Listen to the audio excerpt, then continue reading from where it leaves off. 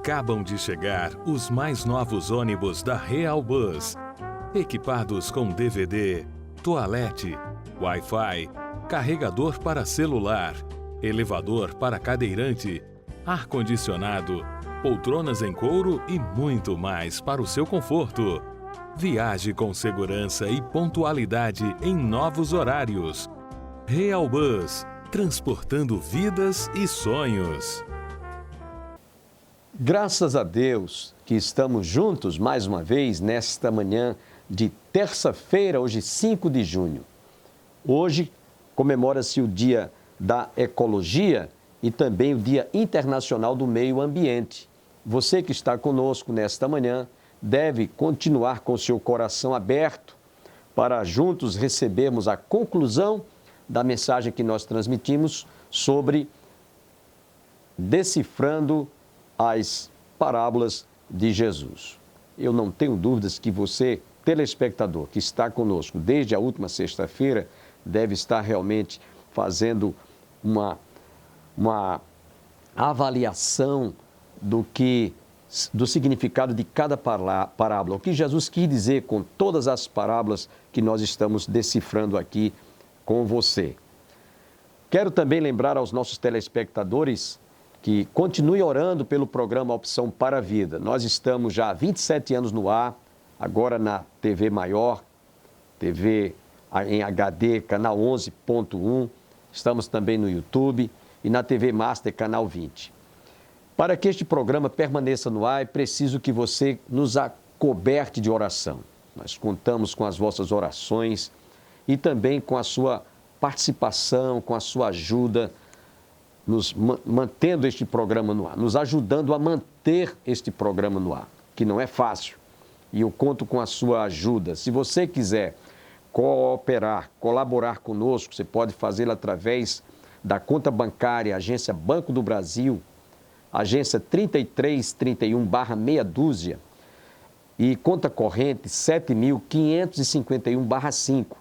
Nós ficaremos imensamente agradecidos a você que quiser nos ajudar a manter este programa no ar.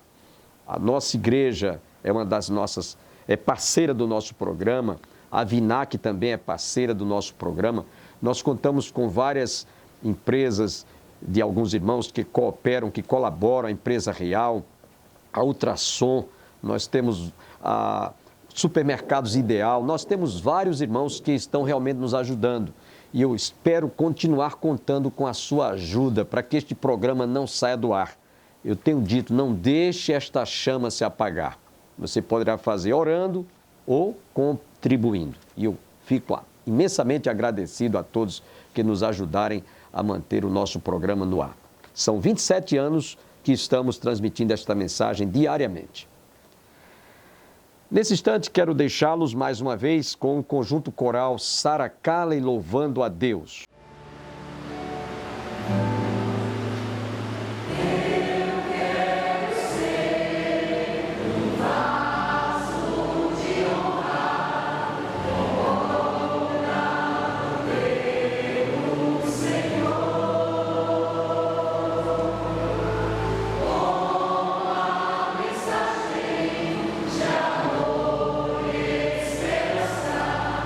Aos homens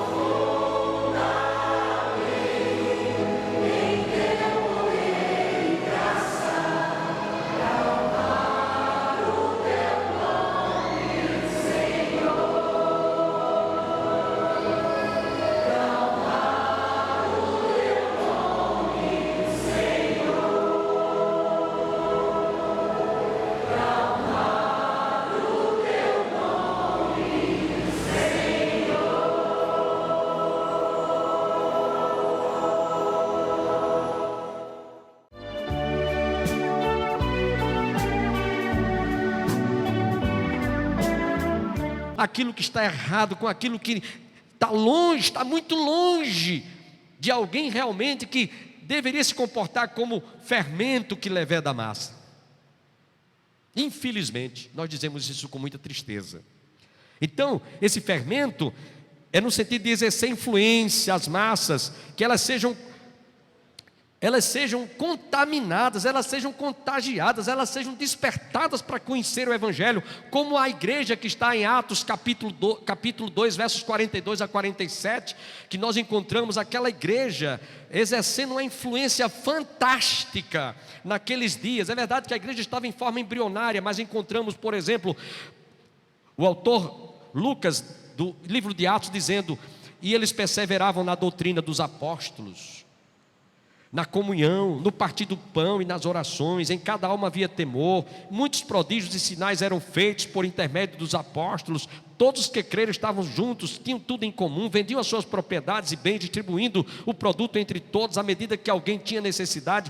Diariamente perseveravam unânimes no templo, partiam o pão de casa em casa, tomavam as suas refeições com alegria e singeleza de coração. Agora veja verso 47, e louvando a Deus, e contando com a simpatia de todo o povo, enquanto isso acrescentava-lhes o Senhor dia a dia os que iam sendo salvos. Ou seja, as pessoas ouviam o evangelho puro, o evangelho que se comporta, os cristãos que se comportavam como fermento levedando as massas, e as pessoas, quando ouviam o evangelho, diziam: eu quero também esse evangelho para mim, eu quero também eu quero fazer parte dessa igreja, eu quero estar também entre esses cristãos, eu quero vestir essa camisa. Isso chama-se levedar a massa, como fermento. Mas nós estamos vivendo numa época em que hoje a igreja é quem está sofrendo essa influência tão desagradável que está aí, por conta da maneira como estão interpretando o evangelho. Essa parábola mostra que nós é que éramos para exercer influência, não sermos influenciados pelas coisas que o mundo oferece. Paulo, escrevendo aos Romanos, diz: não vos conformeis com este século, mas transformai-vos pela renovação do vosso entendimento, para que experimenteis qual seja a boa, perfeita e agradável vontade de Deus. Nós temos que fazer diferença. Lembremos que nós temos que nos comportar, além de como um grão de mostarda, além como trigo, temos também que nos comportar e viver como fermento que leveda a massa. A quinta parábola, dentre esse capítulo que Jesus descreve, foi um encadeamento de parábolas, como dissemos a princípio, 7 parábolas, uma atrás da outra, e ele estava mostrando para cada uma essas lições que nós estamos transmitindo. A quinta parábola, Jesus fala de um tesouro escondido, versículos 44, apenas o versículo 44. O reino dos céus é semelhante a um tesouro oculto no campo, qual certo homem, tendo achado, escondeu, e transbordando de alegria, vai, vende tudo o que tem e compra aquele campo. Essa parábola, irmãos, nos mostra que todos nós, que um dia ouvimos o evangelho, recebemos a palavra de Deus, esse evangelho é como um tesouro que foi achado. E aí nessa parábola Jesus diz: vende tudo que tem. Chegou um certo homem rico, para Jesus, e disse: mestre, o que devo fazer para herdar a vida eterna? Jesus disse: conhece os mandamentos? Conheço. Citou-os para Jesus. Jesus disse: falta-te uma coisa. Vende tudo quanto tu tens, distribui com os pobres, depois vem e segue-me, terás um tesouro nos céus. E a Bíblia diz que esse homem foi o único personagem em todas as experiências que muitos tiveram com Jesus quando aqui esteve. Foi o único homem que voltou triste e cabisbaixo. Sabe por quê? Porque aquele homem estava preso pelas riquezas, pelos bens. O Deus daquele homem era o dinheiro, eram os bens que ele possuía. E aí Jesus também disse: que adianta o homem ganhar o mundo inteiro e perder a sua alma? O que dará o homem em troca da sua alma? Que adianta o homem ganhar o mundo inteiro? Então aquele homem rico saiu triste e cabisbaixo, porque Jesus naquela hora, ele não estava dizendo que para ele ser salvo tinha que se desfazer das coisas materiais. Porque um outro homem rico, chamado Zaqueu, o maioral dos publicanos, era riquíssimo e foi convertido. Jesus disse: hoje houve salvação nesta casa. Não são as riquezas que impedem você ser salvo ou deixar de ser salvo, mas é o apego às coisas materiais. A Bíblia diz: se as vossas riquezas prosperam, não ponhais nela o vosso coração.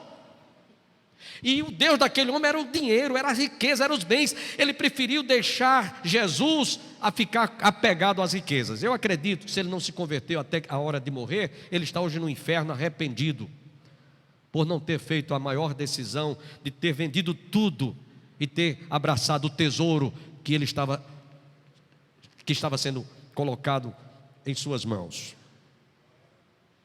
Eu já contei aqui uma história que eu vou contar para vocês. Não precisa você ter muito dinheiro, nem ter muita riqueza para trocar isso por Jesus.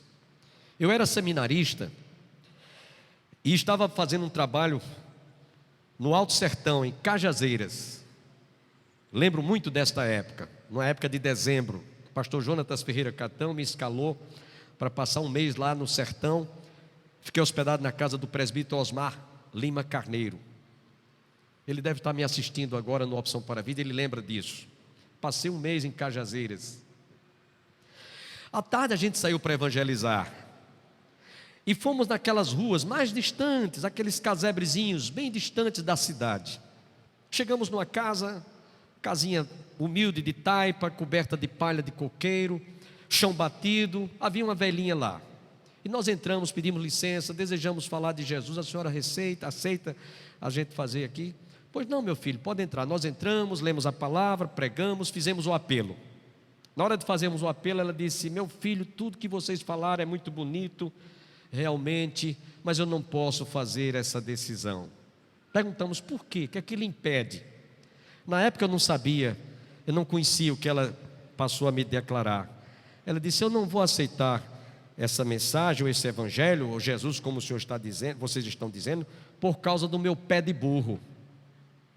Eu disse: pé de burro? O que é isso? Eu não sabia o que era. Ela disse, aí ela puxou uma gavetinha assim, aí mostrou um maço, aquele fumo preto, né? Aquele torrão de fumo, acho que os irmãos sabem, né? Torrão de... Eu não posso aceitar, meu filho, por causa desse pé de burro. Desde mocinha que eu masco esse fumo, aí puxou outro assim, tinha um cachimbo. Eu não posso. Eu sei que eu não tenho condições de deixar. Eu disse: quer dizer que a senhora vai deixar de aceitar Jesus por causa desse pé de burro? Ela disse: exatamente, eu não posso aceitar. Olha, amigos, tem pessoas que não estão aceitando Jesus porque as riquezas impedem.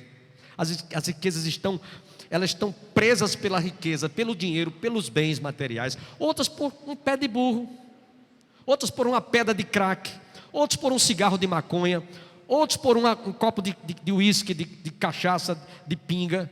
Então são muitas as razões das pessoas que poderiam deixar, como disse aqui a parábola, Jesus falou sobre esse tesouro escondido. O reino dos céus é semelhante a um homem, a um tesouro oculto no campo, qual certo homem, tendo achado, escondeu, e transbordante de alegria vai e vende tudo que tem e compra aquele campo. Deixa tudo para seguir a Jesus.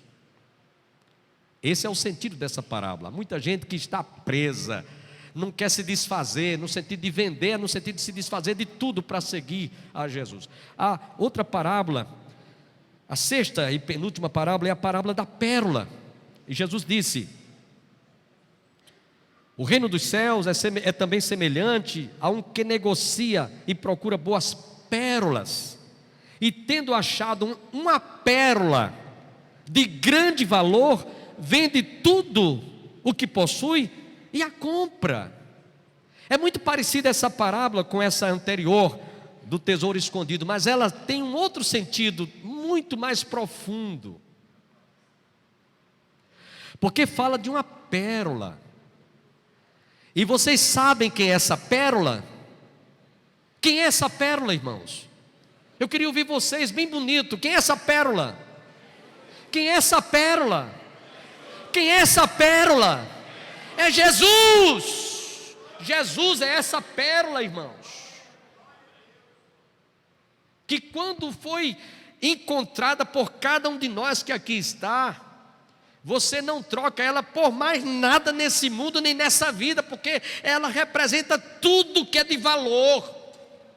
Jesus é essa pérola, mais importante do que aquilo que você julga mais valioso na sua vida. Não há nada que se compare a essa pérola que chama-se Jesus. Você pode se considerar uma pessoa pobre materialmente, culturalmente, não saber nem assinar o nome, sua impressão digital é a sua assinatura. Você pode ser uma pessoa que não tenha sequer uma casa própria para morar, mora em casa alugada. Você pode ser uma pessoa que não tem muitos bens, não tem nada mesmo. Mas o cantor Luiz de Carvalho de saudosa memória, ele cantava um hino que diz assim: quem tem Jesus tem tudo, quem não tem Jesus não tem nada. Não tem nada. Então Jesus é essa pérola, irmãos. Quem pode dizer amém? Jesus é essa pérola que nos deixou enriquecidos. E tem mais uma coisa: por toda a eternidade. Louvado seja o nome do Senhor. Vamos à última parábola. E aí Jesus conta: o reino dos céus é ainda semelhante a uma rede que, lançada ao mar, recolhe peixes de toda espécie. E quando já está cheia, os pescadores arrastam-na para a praia, e assentados escolhem os bons para os cestos, e os ruins deitam fora. Assim será na consumação dos séculos. Sairão os anjos e separarão os maus dentre os justos, e os lançarão na fornalha acesa. Ali haverá choro e ranger de dentes. Essa parábola é muito forte. Eu morei em Natal até os meus 16 anos de idade, uma cidade praieira como Recife, João Pessoa. Morei nessas cidades, e era muito comum, e ainda hoje é, você está numa dessas manhãs de verão, tomando banho ou banhando-se na praia, e você vê aqueles pescadores que vêm, muitas vezes lançando as redes. Eles lançam aquelas redes, depois vêm puxando, aquelas redes são puxadas, né? Elas são puxadas, formando uma meia-lua. Eu vi muito isso, muitas vezes. Acontece que quando eles estão puxando a rede, chamado arrastão, quando eles vão chegando bem na beira da praia, lá tem um balaio grande, e aqueles peixes maiores, os mais graúdos, eles colocam dentro do cesto. Os pequenininhos, que a gente chama de piabas, eles jogam fora. Mas há alguns peixes que vêm no meio daquela rede do arrastão. Um desses peixes ele chama-se baiacu. Baiacu é um peixe que ele tem uma forma assim de um sapo, e quando a gente coça a barriga dele, a gente gostava muito de brincar, a gente coçava a barriga dele, ele incha, a barriga fica bem volumosa. E ele também, quando a gente arranha a barriga com as unhas a barriga dele, ele faz como uma espécie de um ruído, arranhando. Esse peixe os pescadores devolvem ao mar, porque é um peixe venenoso, não é para consumo, ele contém veneno, como outros peixes lá, que eu não lembro agora o nome. Então, quando Jesus contou essa parábola, ele estava falando para aqueles que eram pescadores na região da Galileia, que também tem peixes que não servem para consumo, outros são pequenos demais, então devolvia ao mar. E ele está dizendo que esse arrastão, que essa rede que é lançada, esses peixes, são todos aqueles que ouvem o Evangelho e vêm para o Evangelho. Só que ele diz aqui que alguns desses peixes, quando eram lançados, uns eram colocados à parte e os ruins eles deitavam fora. E o que chama atenção nos versos 49 a 50 é porque que ele agora liga ou faz uma relação de arrastão, de pesca de peixe. Ele diz: assim será na consumação dos séculos. Sairão os anjos e separarão os maus dentre os justos, e os lançarão na fornalha acesa, e ali haverá choro e ranger de dentes.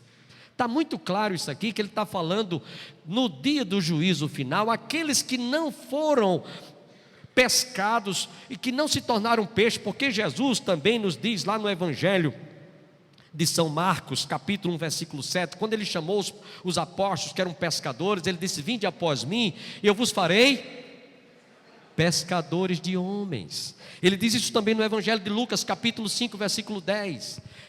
Ele chamou a todos que viessem a ele para se tornarem pescadores, não de peixe, mas de homens. Depois que Jesus ressuscitou, alguns viram que Jesus estava como se demorando a ressuscitar e voltaram a ser pescadores. Jesus disse: olha, passaram a noite sem pescar, decepcionados, eram homens vividos, eram homens vivenciados. Jesus entrou, foi lá e disse: olha, lance a rede agora aqui ao mar à direita. E quando ele disse: mas Senhor, nós passamos a noite toda e não pescamos nada.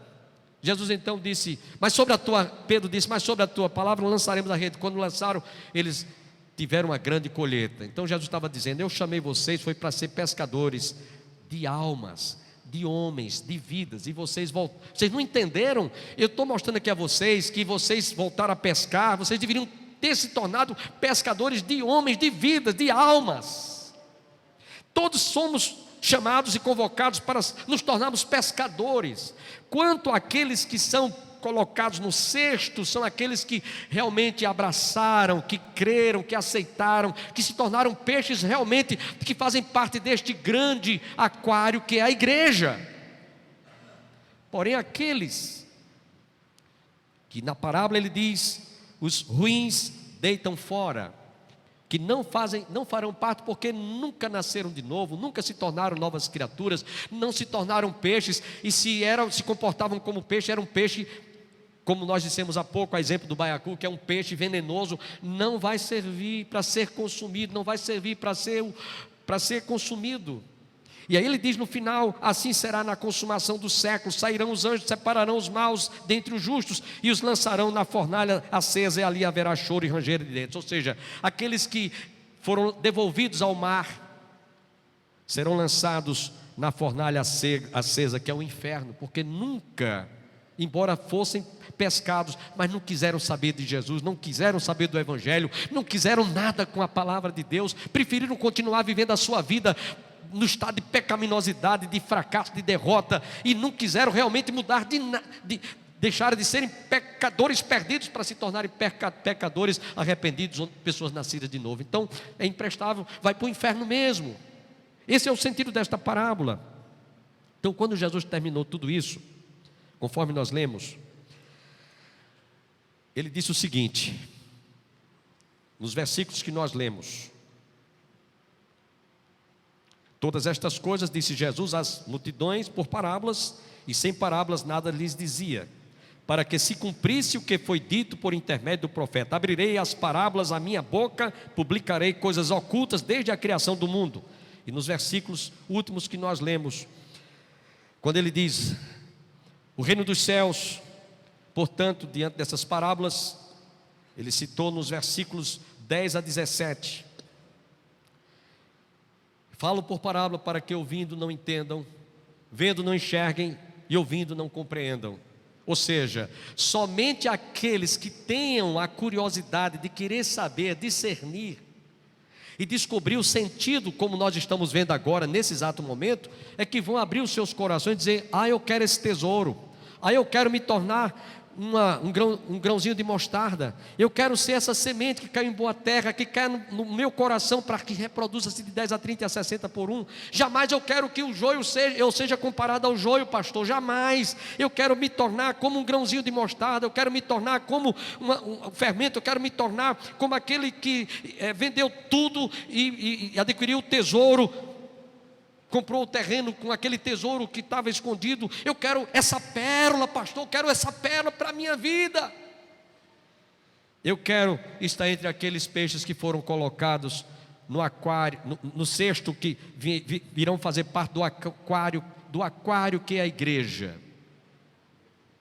Terminando essa mensagem, eu queria fazer uma pergunta aqui a você que está comigo agora, tanto no YouTube, como na televisão, TV Maior, como na TV Master, TV a cabo, como aqui nesta hora. Qual dessas parábolas você se enquadra? Pensa um pouquinho, por favor. Você é uma pessoa inteligente, você é uma pessoa que tem raciocínio, que pensa. Qual dessas parábolas você compara a sua vida? Você é joio ou você é trigo? Você se compara a esse grãozinho de mostarda que caiu na sua mente, no seu coração?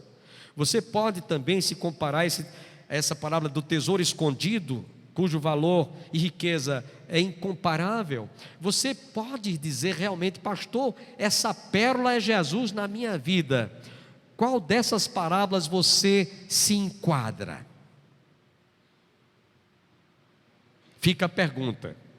E eu acredito que se você é uma pessoa que tem vontade de ser uma pessoa alcançada pelo amor de Deus, pela graça de Deus, pela misericórdia de Deus, e também está entre aqueles cuja parábola é aplicada no sentido positivo, no sentido real, bíblico, e que você realmente vai sair daqui dizendo: pastor, isso aí para mim, eu estou totalmente enquadrado, eu sou essa semente que caiu em boa terra, caiu no meu coração, eu sou esse fermento, essa semente cujo fermento caiu, eu sou essa pérola, pastor, é Jesus que está no meu coração, pastor, eu sou comparado a tudo isso que está aí, menos o joio. E se tem alguém aqui que me vê ou me assiste agora: pastor, está muito parecido, eu sou como esse joio, eu estou sendo como aquele peixe que foi devolvido ao mar, não tem jeito, eu vivo uma vida muito errada, muito derrotada, fracassada, mas eu quero me tornar um peixe, eu quero ser realmente essa pessoa que receba essa pérola que é Jesus. E se tem alguém aqui nesta noite, eu quero orar por você, você que me acompanhou, ou em casa, ou agora aqui, e quer realmente entregar sua vida para Jesus: pastor, eu quero ser esse fermento, eu quero influenciar, depois que Jesus entrar como pérola no meu coração, eu quero me tornar essa semente, né? E se você quiser, eu queria orar por você nesta noite. Vamos ficar em pé? Lembrando a todos que amanhã nós estaremos trazendo uma outra mensagem sobre a família. Começamos com as parábolas, mas nós vamos amanhã dar seguimento, trazendo um outro tema, uma outra mensagem focada para a família. Agradeço a todos que estiveram conosco, tenham todos um dia abençoado, que todos fiquem com Deus, um fortíssimo abraço e até amanhã.